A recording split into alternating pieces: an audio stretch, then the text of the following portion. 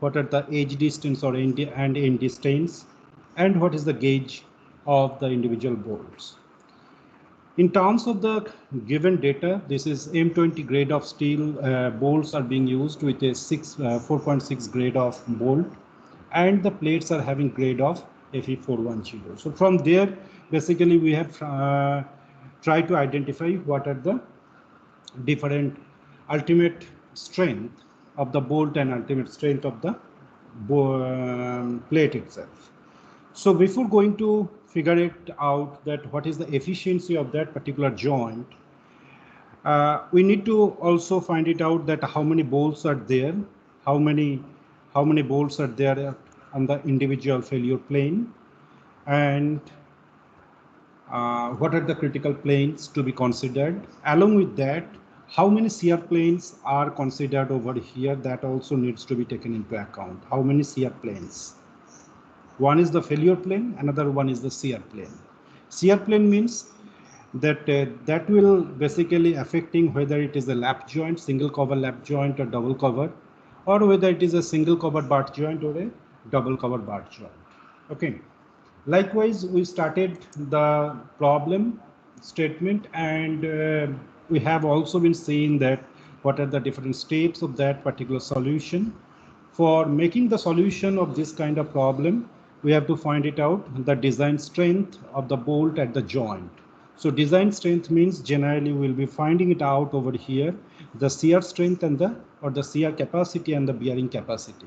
Out of these two, whichever would be the minimum one, that would be considered as the design strength. Even though both are the design shear and design bearing we are considering. We are not considering the nominal bearing and nominal shear.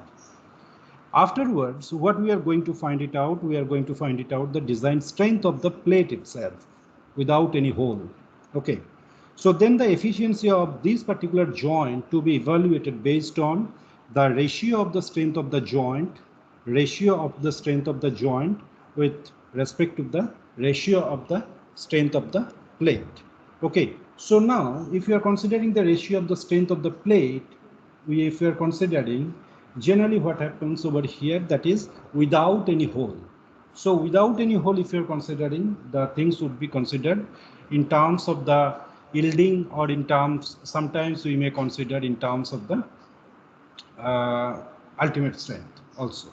Okay, so these are the typical problem statement. Again, you might have written down all these things together. So first, what we are going to find it out, we are going to find it out the design strength of the plate. Okay, at the joint.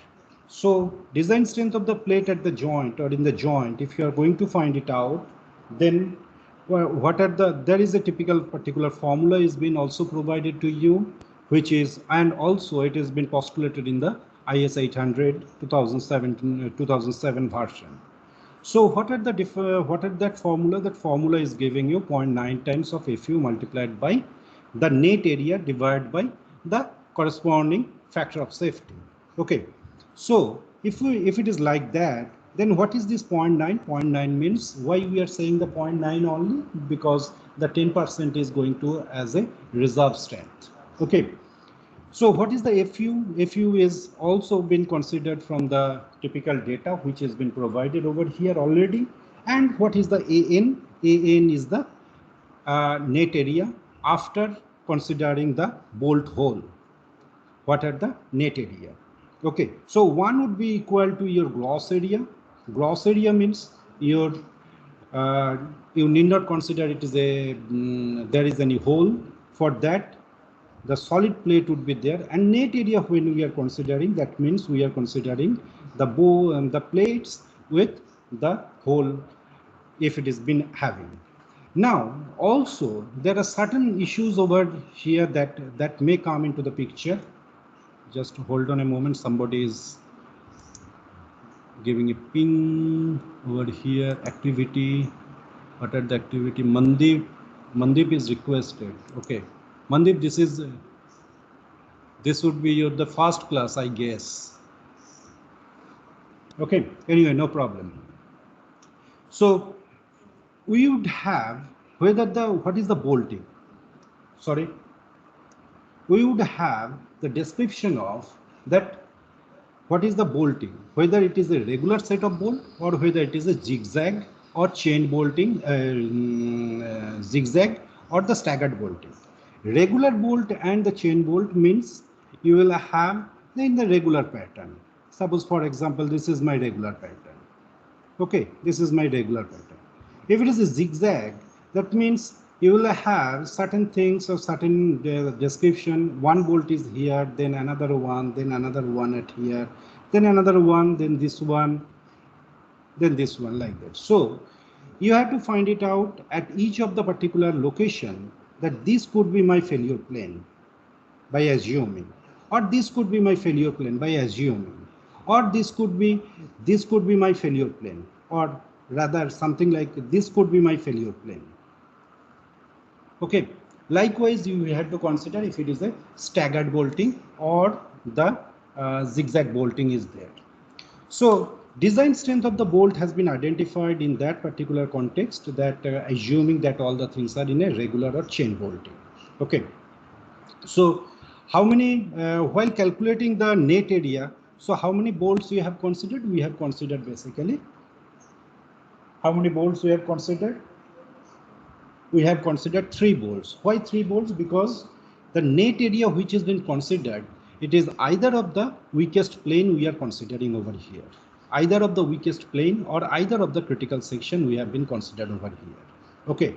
Now, when we talk about this thickness is basically the thickness of the plate itself. Now, let's say, for example, if I have a two plates, one plate is 20 mm thickness and another one plate is, let's say, 16 mm thickness. So which one to be considered over here? Thickness of the thinner plate needs to be considered over here, because the thinner plate will have always a lesser strength than the thickness of the thinner plate which is having. Okay, so from here the design strength of the plate at the joint, it is being calculated. Now next thing is we will be calculating the strength of the bolt. Now when we are calculating the strength of the bolt, how many total number of bolts are there?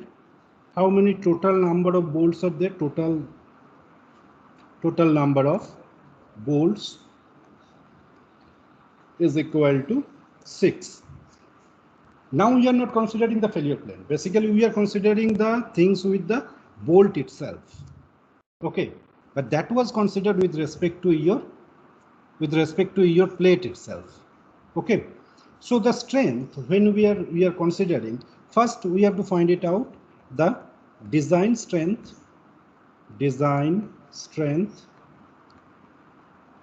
of the bolt in CR. Now, whether in that particular problem, whether it would be the single CR or double CR, perhaps many of you could understand what is meant by the single CR and double CR now. So as of now, the problem would be considered based on the single CR, because basically at one particular CR plane would be acting. If there is any other plate over the top plate, then there would be the 2 CR would be occurring. And this CR, even though it is like this, someone may argue that it is saying the 2 CR, but you see, the fact is always the CR is in a conjugating mode that acts. Okay, so in that conjugating mode acting, we have to consider only one CR plane in each of these particular plane on which the CR is been acting. It is coming from basic solid mechanics approach. Okay, so how the design strength of the CR would be calculated? Design strength of the CR for calculation, as I said over here, that number of CR plane, number of CR planes at thread n, number of CR plane at thread, which would be equal to 1 per bolt. Okay, assuming that the CR plane is occurring at the thread itself. If we are assuming that total shear plane is acting at the thread itself, then number of shear plane at shank, how much it would be?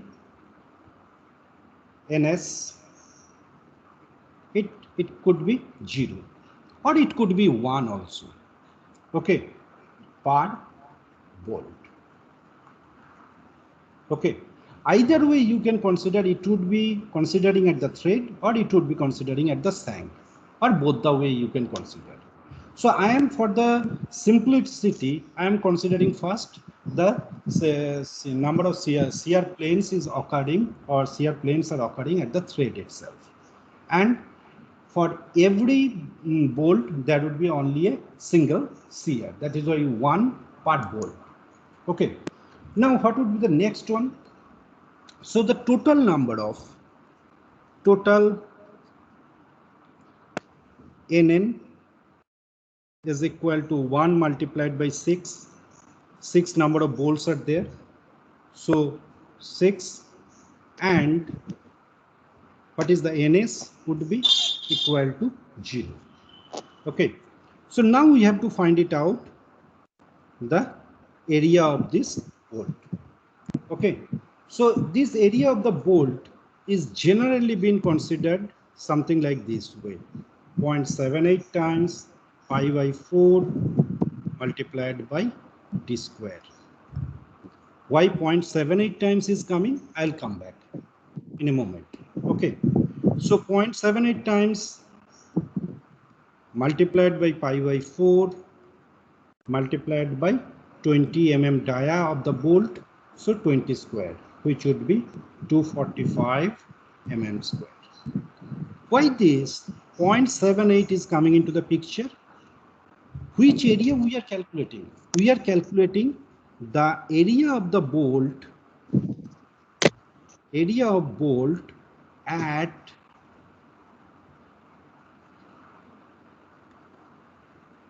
thread.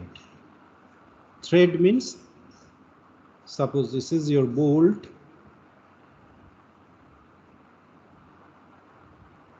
so this is my thread. So I know the diameter of the bolt. Diameter of the bolt means it is appeared to be on the shank area. This is my 20. So how to find it out, this one? There is an approximate formula that shank area, or the DS area, diameter of the shank, or the total area of the shank would be equal to 0.78 times the area of the thread. Sorry,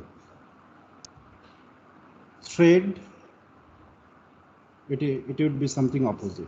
Thread would be equal to 0.78 times the area of the shank. So area of the shank means S is equal to nothing but pi by 4 d square dv square. So multiplied by 0.78, it gives you approximately. Otherwise, you can calculate that how much turn is there on the shank, and based on that you can calculate it. Okay, you need not bother about this 0.78. But for the design purpose, in practical case, we are basically considering this particular formula. Okay. Now, there are no reduction. As you can see, there are no reduction factor. What are the reduction factor used to be? Reduction factor used to be beta Lj. What is beta Lj? Beta Lj is when we are having the long connection. Your connection length is very long. If your grip, beta G, if your grip length is Lg, if your grip length is long, then also certain reduction factor used to be there. And also, if you have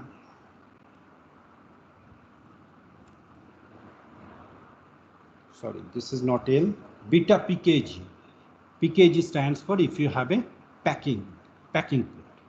So if you are considering this particular problem statement, you will find that this beta Lg, beta Lj is something that is having some diametrically some area. Let me just go back. What is beta Lj tells us?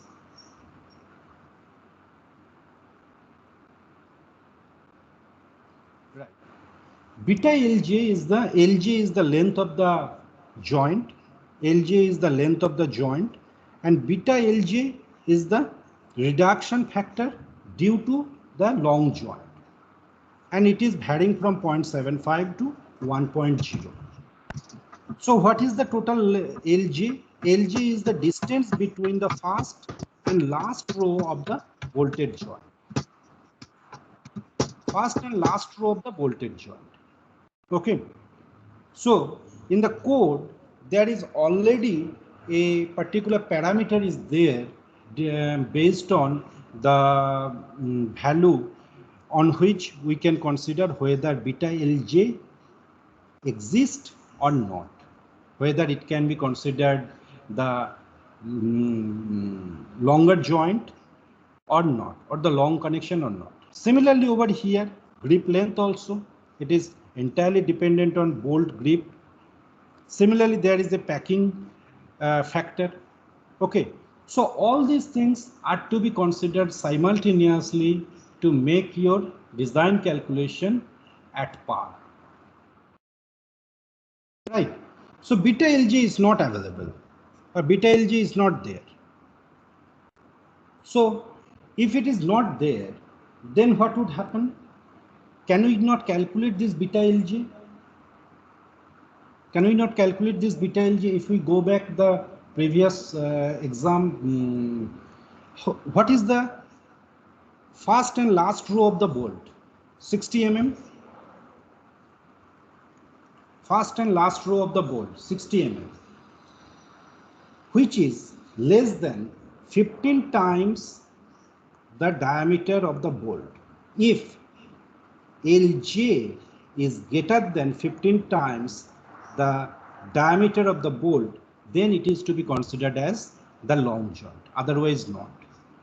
Okay, so in our present case, 15 times 20 is the diameter of the bolt, which comes around 300 mm.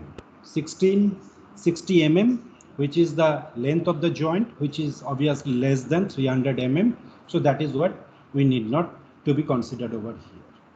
Okay, so beta Lj, beta Lg, and all the factors are not present over here.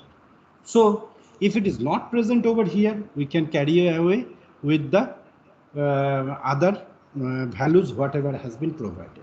So the nominal, if it has been there, then we can easily carry forward nominal shear strength. Nominal shear strength now we are calculating, which is VNSB,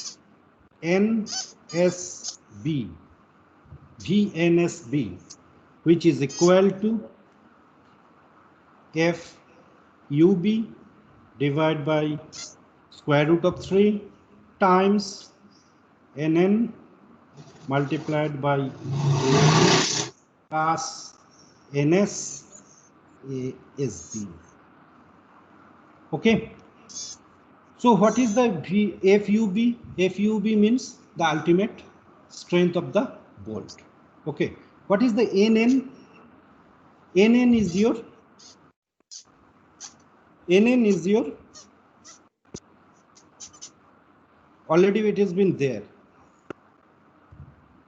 Number of shear plane which is occurring at the thread. What is NB? ANB? ANB means area of the total area of the thread. Okay. What is NS? NS is the number of shear plane which falls in the shank area, which is equal to 0 as per this particular case. And as per this particular case, this is 6. Okay. And even though it is there, it doesn't make any sense because it is going to be 0. So in this particular case, what is the nominal shear strength of the bolt is equal to 400 divided by square root of 3 times 6 times 245 plus 0, you can say this much Newton. Okay, so for me it is coming around 339.482 Newton. Okay, this is your nominal. So what would be your design shear strength? DSB, design shear strength, would be equal to V NSB divided by the factor of safety, gamma MB, which is equal to 339.482 divided by 1.25, which is equal to, for me it is coming, you can cross check the calculation, 60 kilonewton. Okay, so this is one part. This is your one part of making the design calculation. What is the next part? What could be the next part? Next part would be your the design strength due to the bearing. Okay, second part is second part is design strength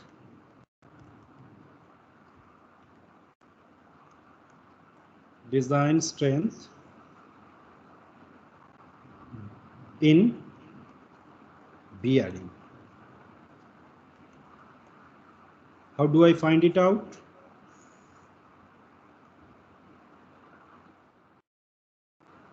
How do I find it out over there? Nominal. First, we have to find it out the nominal bearing strength. So the nominal bearing strength, nominal bearing strength, V N. N stands for nominal. P B is equal to, there is a formula 2.5 kb times dt d times t times fu. What is kb? Kb is the minimum of all the factors, different factors. What are the factors? E by 3 d naught, P by 3 d naught minus of 0.25, then FUB by FU, then 1. It is the minimum of all these factors. So E by 3 d naught, what is that? What is your E? E stands for it can be either the edge distance or end distance. So it is to be 330, divided by 3 times d naught or dh, same thing as I said previously. The hole diameter can be sometimes represented d naught or it can be represented dh. Okay, so how much it is? 30 by 3 multiplied by 22, it is coming 0.4545. What is this factor? This factor would be P. P stands for the pitch, divided by again 3 times 22 minus of 0.25, which is equal to, for me it is coming 0.659. Okay, What is the second one? FUB by FU. What is FUB? FUB is 400 divided by 410. So it is coming 0.9756. And then the last point is 1. So out of this, the least one we have to consider. So which one is becoming the least one? The least one is becoming 0.4545. Least one is becoming 0.4545. Okay, which is governed by the edge distance. Now in the next, we will be calculating what is the VNPB. What is that? 2.5, already the formula I have written. 2.5 times KB. What is KB? 0.4545 multiplied by, what is the D? Here the D stands for the diameter of the bolt, which is 20. Multiplied by, what is the thickness of the plate? It is also 20. Now if there is a two thickness, then accordingly you have to maintain over there. Suppose one thickness is 20, another thickness is 16 or 12. Accordingly you have to do that. And multiplied by 400. Okay. So this becomes something, for me it is coming 1800 Newton per bolt. Okay. So the design strength, now it is a nominal strength. Design strength is equal to, I could ask one thing, why it is per bolt you are considering, while in the nominal strength for the shear we have not mentioned anything about the nominal shear strength per bolt. Now here in the bearing we are considering nominal shear strength per bolt. Okay, that is the one question that we should address over here. So the design strength, design bearing strength, so the design strength would be VNPB divided by the gamma MB, which is again becomes 181800 divided by 1.25. Okay, so perhaps for me it is coming 145440 Newton. Okay, so the design strength, total design bearing strength, design bearing strength is equal to 6 times the 14540, because this is a per bolt. Okay, so which comes around 872.64 kilonewton. 0.64 kilonewton. So which one is the, then I have to consider the minimum one, minimum of design shear and design bearing.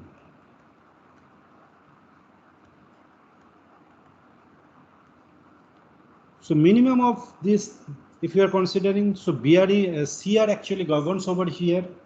Shear is the minimum one, so it comes around 271.6 kilonewton. Okay, so this is the design strength of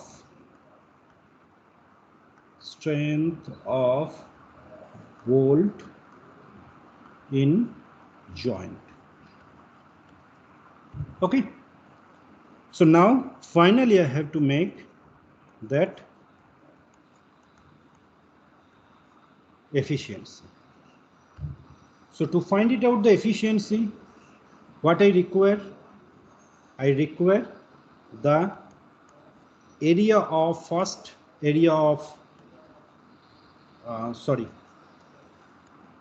area of solid plate, which is nothing but 180 times 20, which is becoming 3600 mm square.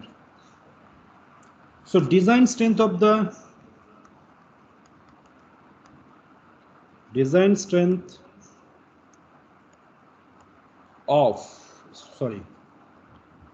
solid plate is equal to, again the same formula except 0.9 Fy times gamma m naught. Now this factor will change, multiplied by the gross area of the plate. So what is now this one, or how much it would be? Fy becomes 250 because it is becoming at the yield point. So sometimes in the, I think in the Rahul last lecture, Rahul was asking whether it would be the yield or it would be the ultimate. Now this yielding portion comes into the picture, multiplied by 3600, which becomes 818.82 kilometer. So now the efficiency of the joint is strength of joint for the bolt and divided by the strength of plate. Plate means it is a solid plate. Okay. So how multiplied by 100. So it would become 271.6, which is the thing it is coming from here, divided by 818.82 multiplied by 100. So it becomes 33.2%. This is the efficiency of your joint. So this is a very simple example problem I have made in as much elaborate way as I can, which would give you much better understanding that how to start your design calculations. And as of now, all these things are not the design calculations. It is basically an analysis. Design means what? Design means, let's say for example, here I have given you, or the problem statement has given you all the things, that what is the pitch, would be, how much is the edge distance, end distance, everything. Okay. Now, when this thing is not present, when these things are not present,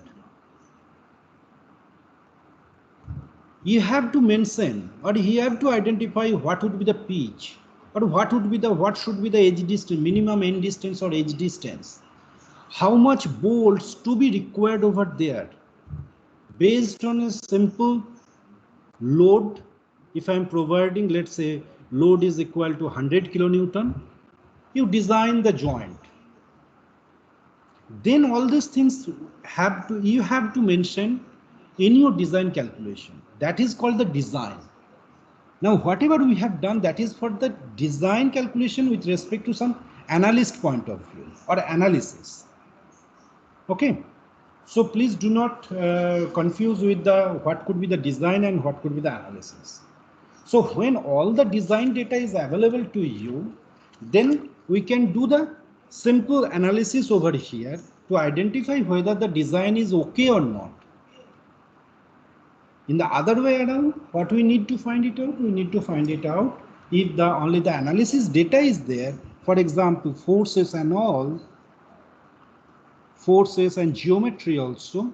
Geometry means I am not talking about the pitch and number of bolts, etc. Geometry of the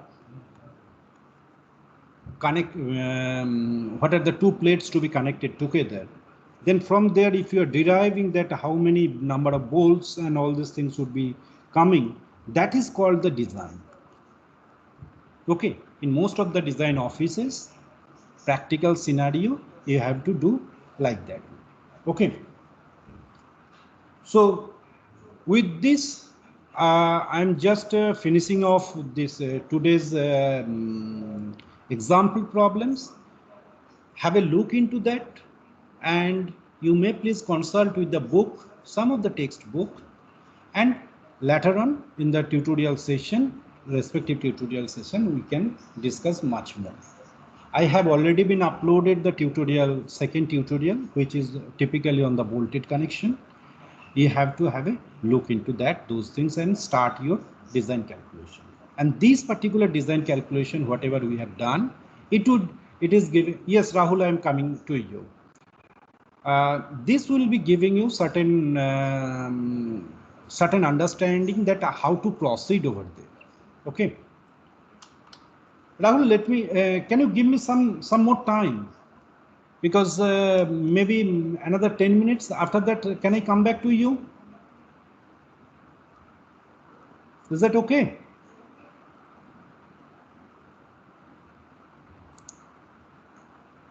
Okay, fantastic. Rahul, I'll be coming back even I just before the closing.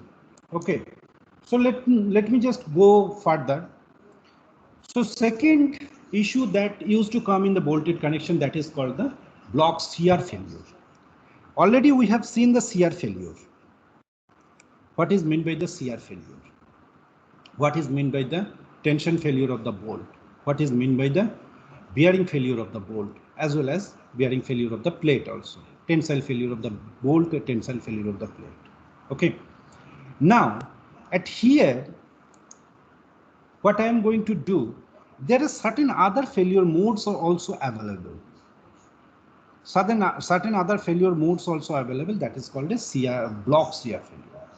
What is meant by the block shear? Block shear means, suppose for example, this is a 3D configuration or 3D picture, where this is called a gusset plate, or let's say consider, you can say, or you can consider it is a simple plate. This simple plate is been connected with an angle section. Angle section means this is called my angle section. Okay, it is being connected. Connected means in one of the particular flange it is being connected. What are the other things? This particular leg used to be termed as the outstanding leg. Outstanding leg. And this leg is considered to be as the connected leg. Connected leg. Okay. So one of the leg is been connected with certain bolts. Now the fact is, what is happening, sometimes you may find that if the force is being applied over here, it may tear up in the way that entire this particular portions is being gone out. So all the bolts have been failed simultaneously, and the entire portion of the solid part which was been connected, it is gone out from the connection. So this is called a block shear. What is the mechanism of that? Mechanism is, it will basically experiencing certain force, tensile force, and all the bolts at here, they are being experiencing the shear. These bolts are experiencing the shear. When the loads are being literally high, what is going to happen? If perpendicular, at the perpendicular direction, due to this kind of connection, at the perpendicular direction, some tension force used to get developed. Some tension force used to get developed. And when there is a combination with the shear and the tension, then this kind of block, one particular block of that connection is getting out. So that chunk or the block which was being connected, if it is getting out, then that is why it is called a block shear failure. Again, you may argue that why then it is termed as the not as a block failure, why it is termed as a CR failure? Because the first CR is basically imparting. Okay, so once the CR is being imparting, then in a secondary manner, the tension is in the perpendicular direction, tension is starts developing. Okay, that is why even though it is a both the CR and tension exists, that is why it is termed as a block CR failure. Even in the terminology, when we are considering the term block CR, everybody can understand it is having the both the components CR and tension. Okay, so how to make the design for that? For making the design, there are certain philosophies are available. What are the different philosophies? Philosophies are there that you have to find it out. What is the net area and what is the tensile area, or what is the net CR area, what is the minimum CR area. Okay, so this TDB, there are two formulas that I have been mentioned over here, which is also mentioned in the IS 800 2007. Okay, so this block CR strength, this TDB or DB1 or DB2, this is called block CR strength. Okay, so this block CR strength or TDB, there are two TDBs there. One is TDB1, another one is TDB1, another one is TDB2. Out of these two, which one to be the smaller one that could be considered as the block CR strength? Okay, so in this particular, in one of the particular formula that I am providing over here, that different terminologies or different notations that has been applied. First one is the AVG and ATN. AVG and ATN. Acha, I'll be going something like that. AVG is the minimum gross area, and AVN is the net area in the CR along the line of transmitted force. So AVG and AVN, in both the cases V is there. So this is a minimum gross area and the net area of CR or in CR along a line of transmitted force. Along a line of transmitted force means along this LV, okay, and ATG and ATN, both the place the T is been involved, so it is a in terms of the CR. I'm extremely sorry. It should be in terms of the tensile force, minimum gross area and net area due to the tension. Okay, so the tension from the hole to the toe of the angle or last row of the column. So these are the two or four different areas are to be there.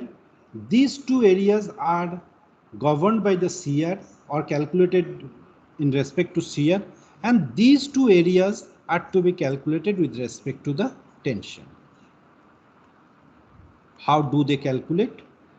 I'll frame a particular problem statement, simple problem statement, so that it can be easily understood that how to find it out, TVG and AVG, ATG, and all the four different areas. Okay, so until that, please hold on, and maybe in the next class we'll frame a particular problem statement and we'll solve the similar problem. Okay, so that is what I have said over there. that shall be discussed in the class itself. This is a particular thing that already many of you or all of you know already, that has been discussed in a significant manner, that what are the different configuration for the butt joint, single cover, double cover, lap joint, double cover lap joint, single cover lap joint, single cover lap joint or single lap joint or double lap joint, like that way. But the geometrically or in a three-dimensional configuration, how it is being represented, my intention is to just to highlight over here that these are the way in the elevation or in the 3D and also in the plan and elevation how it would be looking like, so that the imagination or visualization could be proper for all of you. Then next we are coming for the truss joint connection. In the truss joint connection, let me just have a look into that over here. There are many different components are there. You see, this is one of the truss component or the truss element. This is another one truss element. This is another one truss element. This is another one truss element. Okay. We know how to do the calculations, analysis for a truss, for any such kind of truss. Okay. But the point being is that how to make the connection of all these members. They cannot simply overlap with each other. So to make that connection, we are basically providing, or in the steel structure design, they are basically providing some plate.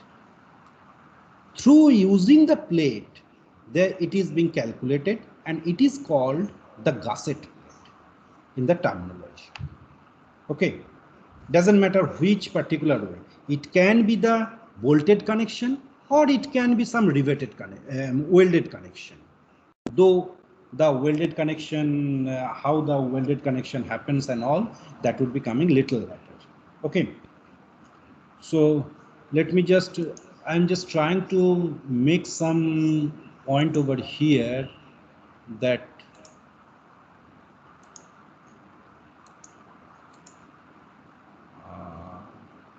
is not able to. Yes, over here you see this is a particular practical example from where bolted joint truss bridge, and how these things are particularly jointed together.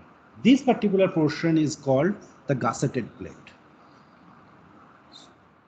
This one is called the gusseted plate, and on the gusseted plate, a member is coming from this direction, member is coming from here, and this is my primary member. Okay. Similarly over here, if I have a column over here, then from the column I want to make different members to be connected at here. So how to make this kind of connection? So these are the schematics I am going to present, or it has been presented over here, that either it could be the welded or it could be the bolted also. Okay, it could be the bolted also. And these are the different angles. Angles means, again, where from those angles are coming, you might be getting this ISA section. ISA section means Indian standard angle section. There is already a handbook in the steel design. So in that handbook, all the geometrical property of this angle ISA section, then this particular column is to be considered as ISMB or ISWB or ISHB section. So all the geometrical properties are provided to you. Okay, so you have to just pick up the right, while making the design, the right your right sections, and on that right sections all the design calculation to be performed based on the available data which you need to be considered from the Indian Standard Handbook. Okay. Similarly over here, this is another one configuration that I am showing. GP stands for the gusset plate. Okay. Again, this is a truss. On the truss, the apex. On the truss, the apex. There are many members are being connected over here. So how they would be connected with each other? They would be simply where they would be connected with each other by inserting a particular gusset plate or simple plate. The gusset plate need not be the rectangular in cross section. It can be at any shape. It can be of any shape. Okay. So this particular example problem we will be solving after solving this particular sequentially, that how to make these joints or how to make the gusseted plates and all these things. Okay. So with this I'm ending off. Maybe in the next class we'll be just solving certain problems, and then we'll be going ahead with the next session about the slip critical connection or HSFG connection. HSFG connection, high strength friction grip, bolt. Let us first work on that, how it would be done for the, what is the design protocol. Then accordingly, we will be going for the design calculations.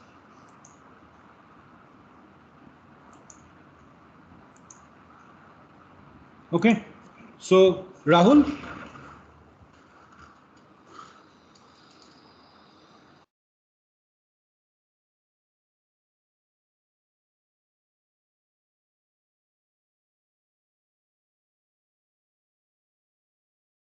Rahul. So we did use the ultimate strength for plate while calculating the efficiency, while we used ultimate strength for bolts. Why so? Sorry, can you tell me once again?